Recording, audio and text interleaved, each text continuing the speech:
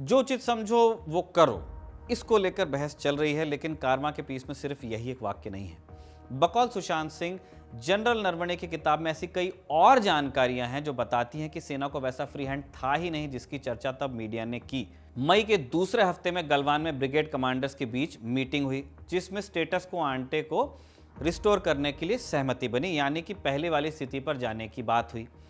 General Naravane के हवाले से लिखा गया है कि मीटिंग के बाद पीएलए ने एक अजीब सा अनुरोध किया।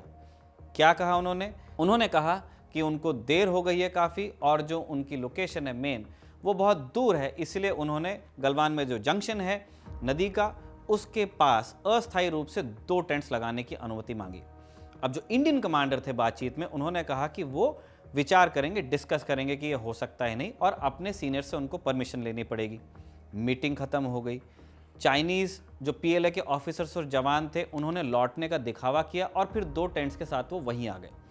जनरल नरवणे का मानना है कि पीएलए ने ये मान लिया था कि उनकी मांग मान ली गई, जबकि ऐसा था नहीं। बस ये कहा गया था कि हम सोचेंगे इस बारे में कि टेंट लग सकता है या नहीं।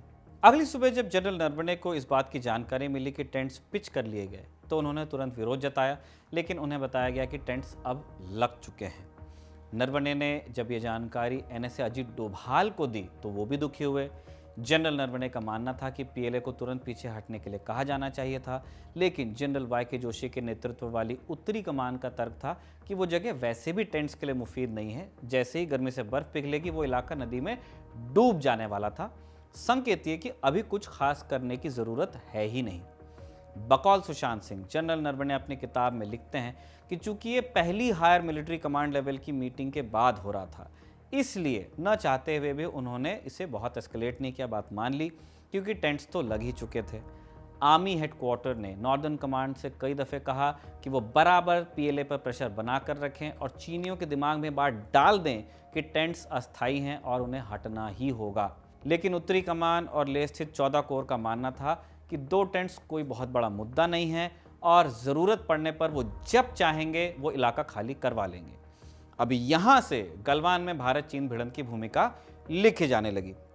जून महीने में जब चीन ने इन घटनाओं का विवरण दिया तो उनमें इन टेंट्स का जिक्र ही नहीं किया।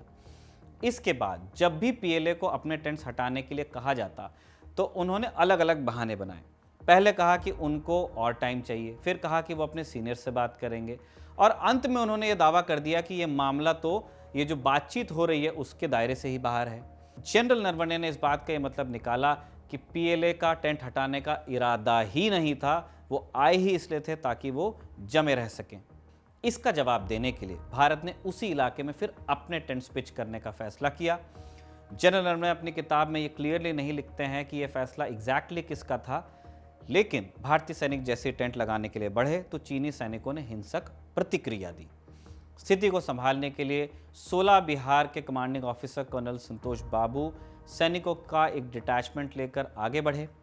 पीएलए पीछे हटने के मूड में नहीं थी, उसने कर्नल बाबू की टुकड़ी पर हमला किया। जनरल नरवणे लिखते हैं कि इसके बाद अंधाधुंध झड़प हुई, अंधेरा छा गया तो दोनों ओर से सैनिक और भेजे गए।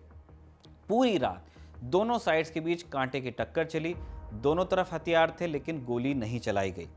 इसकी जगह लाठी, डंडे और पत्थरों से काम चलाया गया। डंडों के ऊपर बार्ब वायर भी पीएलए ने यूज़ किए थे। अब पीएलए की तरफ बेहतर कनेक्टिविटी थी, जो चाइनीज साइड है एलएसी का। इसके कारण उनके लिए जो रीइंफोर्समेंट थी, आर्मर्ड पर्सन कैरियर यानी एपीसी में सवार होकर जल्दी आ गई और मामला चीनियों के पक्ष में जाने लगा। फिर भी रात भर भारत ने जवाब दिया, भिड़ंत होती रही। इसी घटना के बाद गोली चलाने को लेकर सेना ने स्पष्टता चाही थी और ये बात दिल्ली में डिस्कस भी हुई थी। हुआ क्या, गलवान प्रकरण के बाद दोनों सेनाओं में सहमति बनी थी कि रात में पहाड़ पर मूवमेंट नहीं होगा ताकि स्टेबिलिटी रहे, है ना, कोई मिसहैप ना हो जाए। लेकिन 29 अगस्त की रात चीन ने मोल्दो से सैनिक डिस्पैच किए और ये पैंगोंग सो के जो झील है वहां पे उसके दक्षिणी किनारे की ओर बढ़ लिए। 30 अगस्त 2020 की सुबह 10:30 बजे चाइना स्टडी ग्रुप की फिर एक बैठक हुई।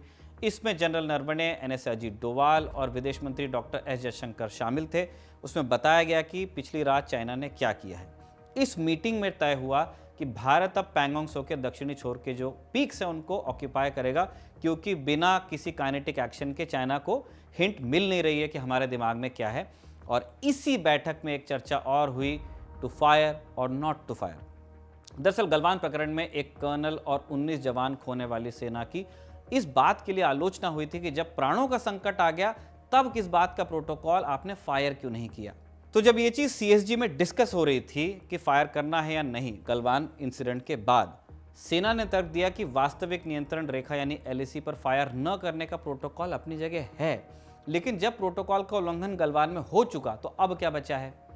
सेना का यह भी मानना था कि इन्हीं प्रोटोकॉल्स और इस भरोसे के चलते कि भारत गोली नहीं चलाएगा, पीएलए की टुकड़ियां नॉन टैक्टिकल फॉर्मेशंस में आगे आती हैं।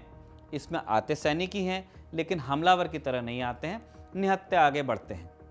अब दिखने में ये एक नियंत्रित भीड़ ही है, लेकिन निहत्था सैनिक भी जहां खड़ा है वहां दावा ठोक सकता है।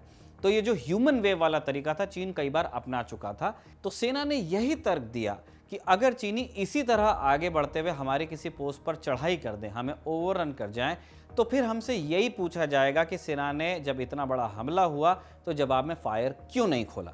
बकौल सुशांत सिंह, जनरल नरवणे अपनी किताब में लिखते हैं कि बहुत बहस के बाद यह तय हुआ कि अंतिम विकल्प के रूप में ही फायर खोला जाएगा, वो भी तब जब आत्मरक्षा का प्रश्न खड़ा होगा।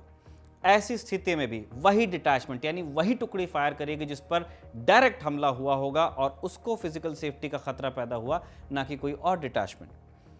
पूर्वी लद्दाख में तैनात फॉर्मेशंस को यही हुक्म दिया गया। एक बार फिर ये बात फ्री हैंड वाले दावे के विरोध में जाती है। फिर एक विषय मिनट्स ऑफ मीटिंग का भी था। 2020 में जब डिसंगेजमेंट के लिए नेगोशिएशन चल रहा था, तब जनरल नरवणे ने एक गंभीर खामी की ओर इशारा किया था। उनके अनुसार इस बातचीत का कोई ऑफिशियल रिकॉर्ड या मिनट्स ऑफ मीटिंग नहीं रखे जा रहे थे। जनरल नरवणे ने अपनी किताब में लिखा कि जो फैसले लिए गए वो इन प्रिंसिपल अग्रीमेंट्स की तरह थे, यानी कि सैद्धांतिक समझौता। अब ये बात तो ठीक है, लेकिन इसमें एक बड़ी दिक्कत ये थी कि दोनों पक्ष अपनी व्यक्तिगत धारणाओं के आधार पर एक ही बात को अलग अलग समझ सकते थे और ऐसा कोई तरीका भी नहीं था जिससे किसी पक्ष को इन सैद्धांतिक सहमतियों से पीछे हटने से रोका जा सके। जनरल नरवणे के मुताबिक जब रिकॉर्ड्स का मुद्दा विदेश मंत्रालय के सामने उठाया गया तो उन्होंने बहुत विशेष इच्छा नहीं दिखाई इसको चेंज करने की, क्योंकि सीमा विवाद उनके अधिकार क्षेत्र का मामला था। आखिरकार जनवरी 2021 में 9वें राउंड की बातचीत के बाद जाकर एमओएम पर आधिकारिक हस्ताक्षर शुरू हुए। इससे पहले की जो बातचीत थी उसको आगे बढ़ने में बड़ी दिक्कत आई, क्योंकि पहले क्या बात हुई इसका रिकॉर्ड नहीं था।